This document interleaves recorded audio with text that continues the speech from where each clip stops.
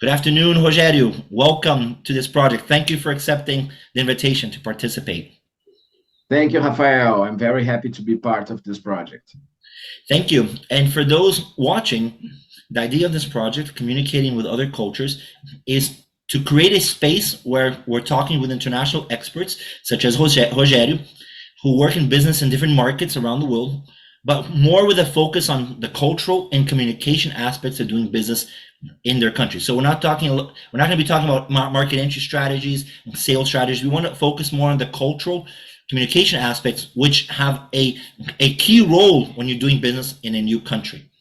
So we're going to work with 7 questions to ask to Rogério, and we'll start now with the first question. Rogério, tell us more about you and what kind of work that you do, please.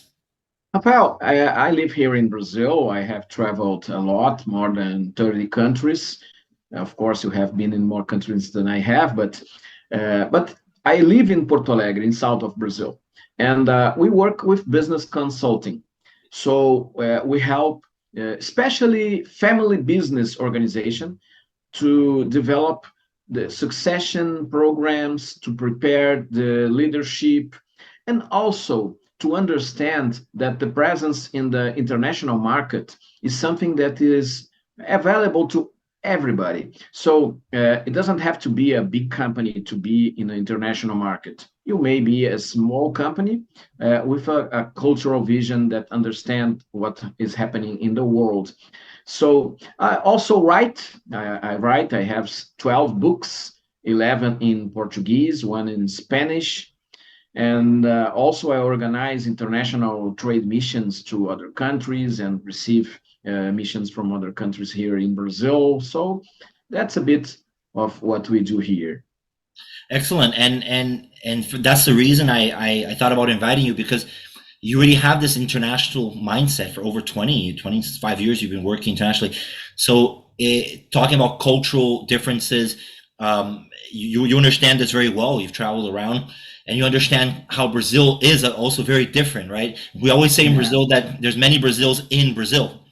So that's it. for this project, I definitely wanted to invite you because you have this international vision and interaction experience with interacting people with other cultures. So thank you for that. The second question: what are some of the things you recommend people to do or say when first meeting or speaking with a person with whom they might be interested in initiating a project or business opportunity together in Brazil? And also, what should someone not do or say when they have this first interaction with a Brazilian?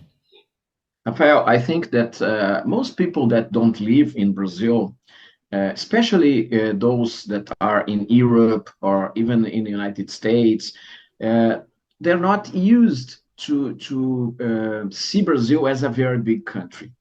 It's important to know that the size of Brazil is almost the same size as Canada, almost the same size as United States, almost the same size as China. So we are talking about a continent.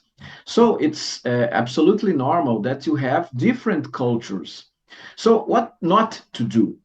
To understand that everybody looks the same in Brazil, that everybody likes the same things. So it's sometimes the people think, oh, you love Carnival. Well, okay, it's good, but Carnival it's very strong in Rio de Janeiro. Here in south of Brazil, it's important, but not that much. So there's different tastes for music. There's different tastes for food.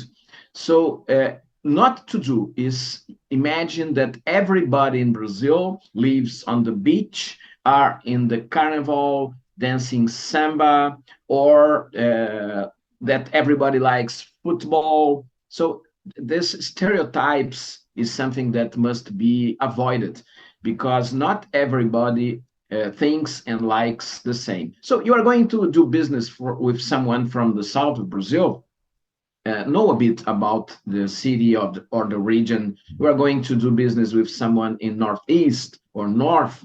Understand what is in this region that connects with the culture of these people. That's the main thing I believe. No, absolutely. Thank you. And as a Brazilian myself, I really understand this challenge to educate someone from outside about the reality of Brazil, but it's also an invitation for them to come in and discover this diversity we have in our country, Absolutely. how rich it is, how incredible the culture is in every part of Brazil. But business wise, you're absolutely right. We don't, people have to understand that business is not done the same in different parts of Brazil. And you said the correct thing. Study a little bit where you're going to, what city, what region. So thank you for that. Question 3. We recognize that it is also important to have a deep cultural understanding of a local place when doing business there. What cultural aspects might be considered when doing business in Brazil? I believe this is the biggest challenge, to understand the regional culture. So I had some clients in the northeast region of Brazil, and they are very connected with specific aspects of their culture. I mean, they like to be more open to the people, and not every Brazilian are very open. Uh, as you see in Germany and Holland, the people are more closed. Doesn't mean that they are not nice, they don't do business well. Nothing to do with that. But their culture is more closed. So in Brazil, in different areas of Brazil, the people are more warm, I would say, more open to receive the others. So that's one point. If you go to do business with south of Brazil or even São Paulo, that is another major city in Brazil, people are more not that warm. So if you come to Brazil with the stereotype that everybody will receive you extremely friendly, and someone start talking to you not so warm, you may think, what's going on? It's a different country. I'm not in Brazil. No, it's Brazil, but it's a different area of Brazil. And after the person meet you and start knowing you and start talking to you, naturally the connection will be bigger. But in the first moment, people in different regions will react to you different ways. So that's one of the aspects. Doesn't mean that people don't like you. No, maybe I like the person a lot, but my culture is different. So I won't be that warm with the others. No, very clear, very clear. Thank you.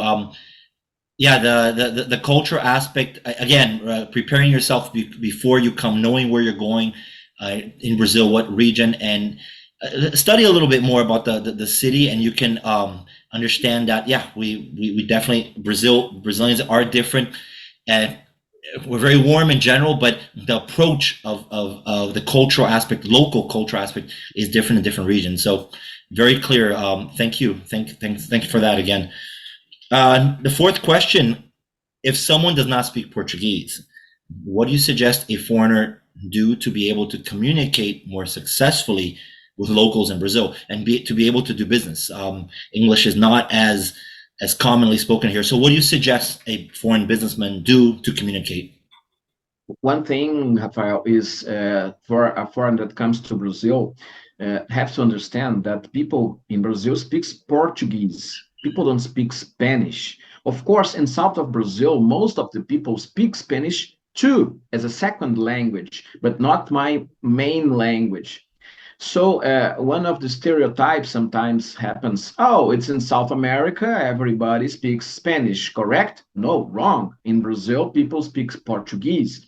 So I always like to know at least some words in the language of the country that I'm going. So it's nice. At least good morning, bom dia, good afternoon, boa tarde, please, por favor, something like that.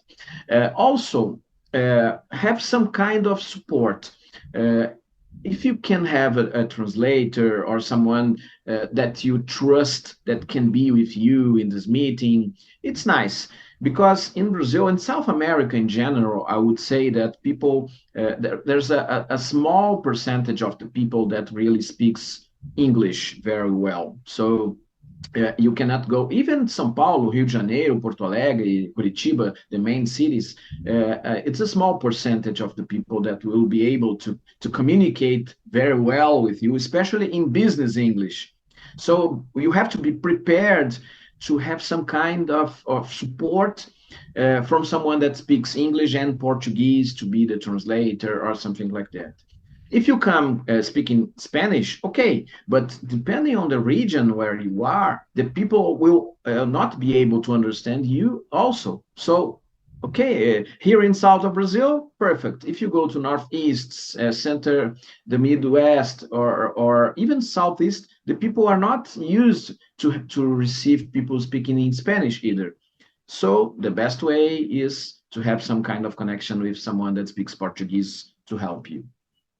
Great. No, and I know you for many years. I know you have received international clients, international companies coming to Brazil. So it's a good opportunity for all of you watching, knowing that Rogério speaks fluent English and fluent Spanish, of course, and Portuguese. So it's important to be this middleman to help with the translation, not just the language, but the cultural, the context, the business English in a country. So exactly, I think it's very important, so you don't lose the essence of the conversation.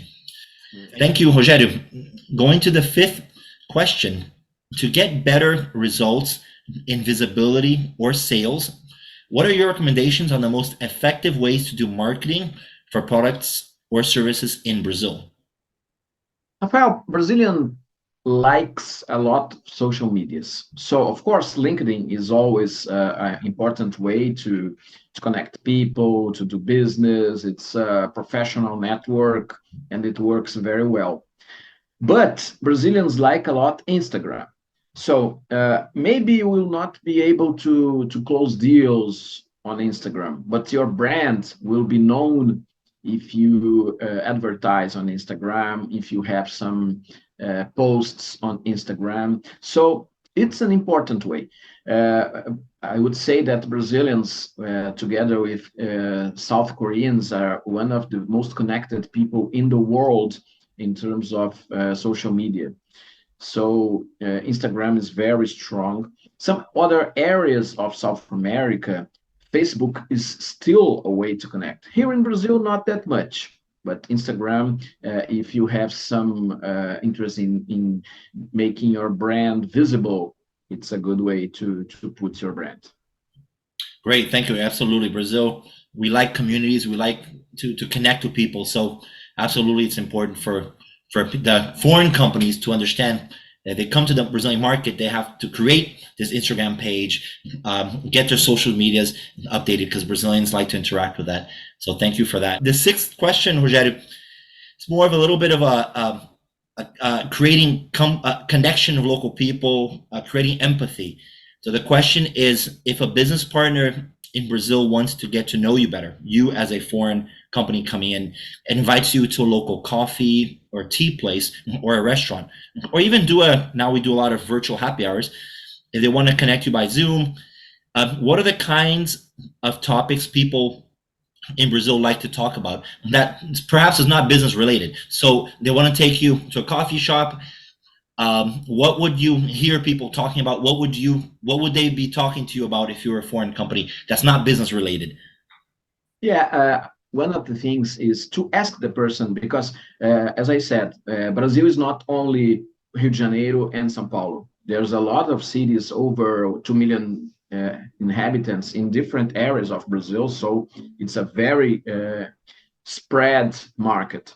So if you are starting to have a conversation with someone, you may ask, oh, tell me, in your region, what is the drink that people most like? For example, here in south of Brazil, we have some kind of tea. It's not exactly a tea, but it's called chimarrão, where you drink it with special tools. And it does not occur in other parts of Brazil. Everybody likes coffee, of course, but in other areas, if you go to Northeast, they will tell you that they like to drink some kind of tea, especially of fruits that only exists there. So you may ask, what kind of music do you like here? Tell me about the food you like here. I would be delighted to enjoy some of the meals that you have here. What is the good restaurant of the local meal here that you can come with me or suggest me? So then you show interest with the local culture. You are saying, okay, I don't know everything about the Brazilian culture, and especially the culture of the city here. Tell me about it. And of course, the person will love to explain something about the place you live. Uh, and a very important thing, Rafael. Sometimes Brazilians like to say bad things about Brazil or about the government. Doesn't matter what are the government. You can change the president, and people will start saying bad things about the next president. So that's all right. And people speak bad things about Brazil, but people normally are not very happy when a foreign starts saying bad things about Brazil. So it's a little bit crazy. I can tell bad things about my country, but you cannot tell the same thing that I just said about my country. I will not be very pleased. So take care. Don't say any. Don't repeat the bad things that sometimes the Brazilians say about their own country. That's very true. Everybody take note of that.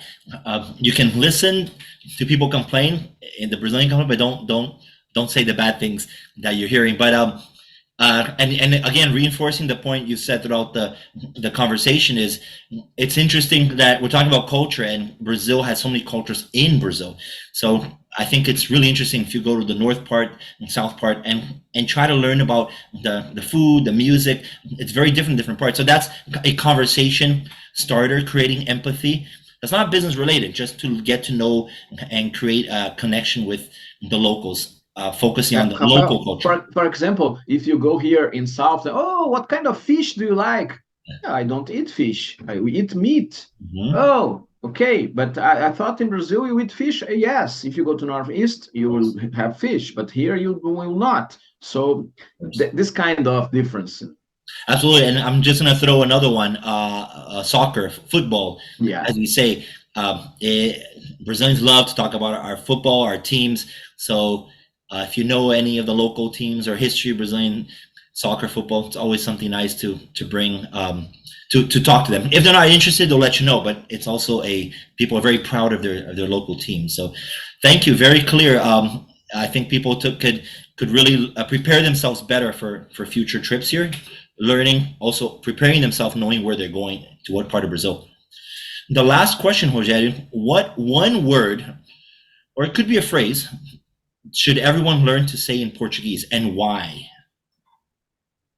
Uh, I think that it's not only in Portuguese, but to say something like obrigado when the person helps you with something, it's thank you. If you can say that in Japanese, in Mandarin, in Spanish, it's always a word that is very powerful because when someone helps you with something, and you recognize that this help was important, and you say thank you, you are showing respect for the other person. So at least thank you, at least excuse me, com licença, this kind of thing that is polite. And of course, we don't have to be absolutely formal in the connections, especially when we are in a different country, because we have to understand if that area is more formal or not. But uh, independent of that, always these words are magic words. Excuse me and thank you, obrigado, com licença. It always helps the person to connect one another and do business and be connected as human beings. Because one thing that I like to say, Rafael, is always that the companies doesn't make business with the companies. People do business with people. So connect with other person, and we will maybe connect your company to the other company. So, Absolutely. and especially here in Latin America, people like to connect. as I said, it's in some areas more, in other areas not that much, but there's this will to understand, to know who is this person that are in front of me right now. I would like to know more about you. It's normal that we are going to ask some questions to the other person. So sometimes the people are not used to have this kind of question. What do you do for a living? Here in Brazil, is absolutely normal to ask that, and we know in different country, in different cultures, it's a bit invasive, I would say. Doesn't matter what I do outside my business. It's not important. Are you married? Do you have kids? We like to ask these questions. And sometimes a businessman from other country will say, "No, well, what do you want to know about my life?" So here we are very used to ask this kind of questions. Of course, nobody is going to ask how much money do you make. It's not that point. But if you are married, if you have kids, if you have pets, where do you like to go? What do you do when you are not working? So it's normal questions that if you come to Brazil or if you are connected with some Brazilian person, at some point you will hear this person ask you. No, absolutely. I had a quick experience when I lived in Washington D.C. I had a Brazilian colleague, and like you said, she would ask about personal things to all other colleagues who were not Brazilians, who were Asian, European, and it was a little bit, they're a little taken back because it's not something they're used to talking like here in Brazil. But just going back to the word thank you, there's a peculiar thing in Portuguese that you don't find in other countries. There's a way to say it for a female to say it and a male to say it. Could you share that with us so people can know that difference? Yeah, when a man says thank you, he says obrigado. Obrigado.